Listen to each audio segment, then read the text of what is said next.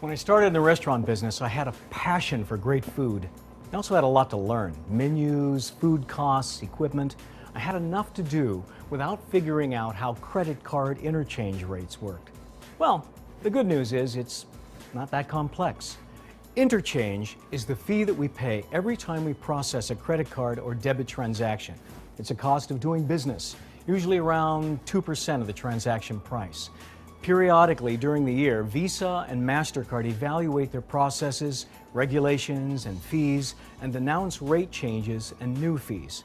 And although the card companies set interchange rates, there are steps we can take to avoid paying more than what's absolutely necessary. One effective step is to avoid what's known as a downgrade. That's when a transaction receives a higher rate than the one your business qualified for. Say you enter card data with a keypad instead of swiping, that will cause a downgrade. Now, most of us don't have the time to follow up on why downgrades are being assessed, but here are some tips on how we can avoid downgrades and ensure we're paying the lowest possible rates. For card-present transactions, you should swipe the processing device whenever possible. Don't use the keypad, and get a valid authorization from the terminal or register. Be sure to provide all original electronic authorization information at the time of settlement. Oh, and voice authorizations? Those will cause downgrades. Take the time to settle your transactions daily. Don't let them pile up until the end of the week. I learned that the hard way. If your business gets a lot of commercial traffic, you should order a point-of-sale device that supports the data required to qualify for commercial interchange rates.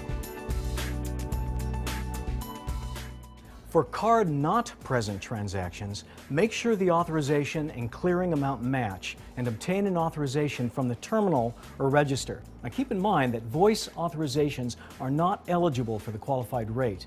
Be sure to complete an address verification and enter the customer code or order number that's prompted on the terminal.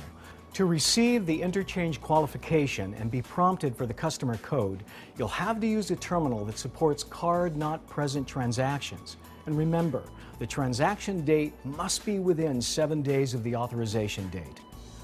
Be sure to train your employees on the basics in avoiding downgrades. It's also a good idea to take a few minutes each week to observe cashiers, monitor transactions, check equipment, and consider any other actions you can take to avoid downgrades. And by carefully reviewing your merchant processing statements, you'll be in a much better position to take advantage of opportunities to cut interchange costs. So that's how you avoid downgrades and the rate increases that come with them. But how do you get the lowest possible rate in the first place? Start with your credit card processor and the acquiring bank. When you open your merchant account with your bank, the processor determines which rate category is most favorable to you. Rates vary according to the business type, and the processor will make sure that you're placed in the right category at the lowest rate. And at least once a year, you and your processor should review your interchange rate structure to make sure you're still getting the best deal. And finally, always take a close look at the interchange section of your monthly statement. Well, I gotta run. Someone has to cook all these specials, you know.